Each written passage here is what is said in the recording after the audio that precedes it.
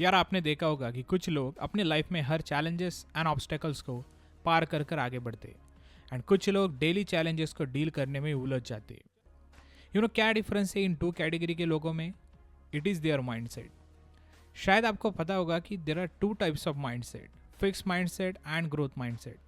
हर किसी के पास ये दो टाइप का माइंडसेट होता है एंड उसी के बेस पर लोग अपने लाइफ में डिसीजन लेते एंड अपने लाइफ को जीते। अगर मैं फिक्स माइंडसेट की बात करूँ तो ये माइंडसेट वाले लोग बिलीव करते हैं कि उनका इंटेलिजेंस एंड एबिलिटीज फिक्स है, वो चाहकर भी इसे बढ़ा नहीं सकते। On the other hand growth mindset वाले लोग बिलीव करते लर्निंग एटीट्यूड पे।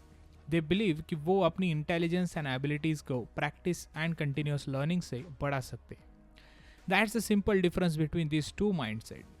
Now the question is how you can identify which mindset you have. Let's see that. So first you should start by paying attention to your self talk.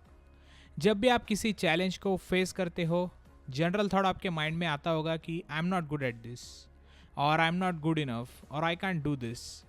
If you think this way when face with challenges, then that's a sign of fix mindset.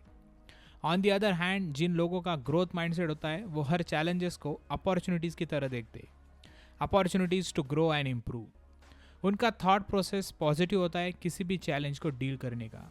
When challenges comes they think that कैसे मैं इस challenge को deal करूँ, मैं capable हूँ इस challenge को deal करने के लिए, have a solution for this challenge. So first thing I am saying here is observe your self talk and आप खुद को कैसे कम्युनिकेट करते हो। From that you can understand whether you have fix mindset या growth mindset.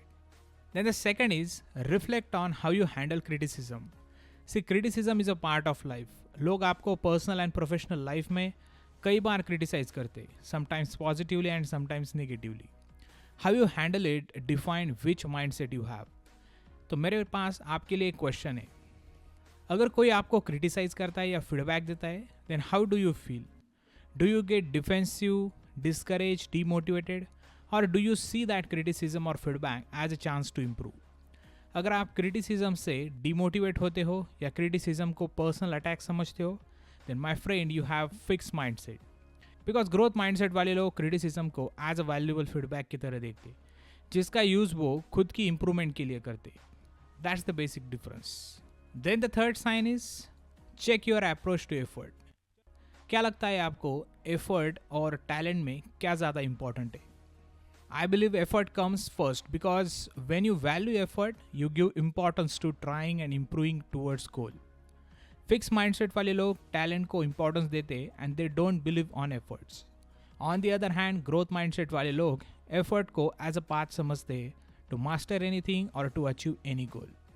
Now ask yourself, do you only believe on talent or do you believe on both talent and effort? Your answer will help you understand which mindset you have. Then the last sign is observe how you react to the success of others. अगर किसी के achievements को देखकर आप jealous या worthless feel करते हो, then आपका माइंडसेट फिक्स्ड है। ऑन द अदर हैंड अगर आप दूसरों की सक्सेस को देखकर इंस्पायर होते हो, मोटिवेट होते हो अपने लाइफ को इम्प्रूव करने के लिए, देन आपका माइंडसेट ग्रोथ ओरिएंटेड है। Now simply check your feeling about the success of others. You will get clarity about your mindset. Alright, तो ये 4 साइंस आपको हेल्प करेंगे अपने माइंडसेट को आइडेंटिफाई करने में। माइंडसेट को आइडेंटिफाई करना फर्स्ट स्टेप है towards becoming growth oriented person.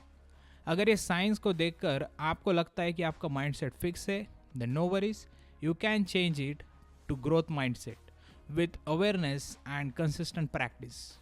आने वाले कुछ वीडियोस में हम देखेंगे कि कैसे आप अपने माइंडसेट को ग्रोथ ओरिएंटेड बना सकते हो। Till then take care time. तो चलो मिलते हैं अगले वीडियो में एक नए टॉपिक के साथ। तब तक के लिए develop strong mind and become extraordinary.